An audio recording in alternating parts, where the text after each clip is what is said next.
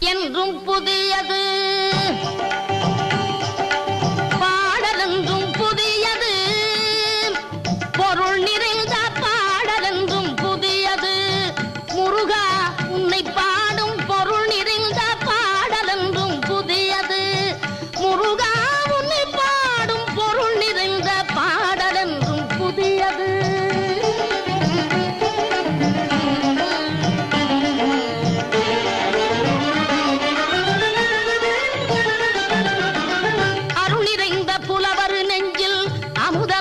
தமிழ் கொடுத்த பொருள் நிறைந்த பாடல் என்றும் புதியது.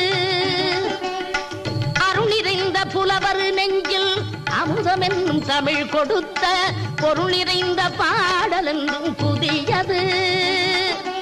முருகன் என்ற பெயரில் வந்த அழகே என்றும் புதியது. முருகன் என்ற பெயர்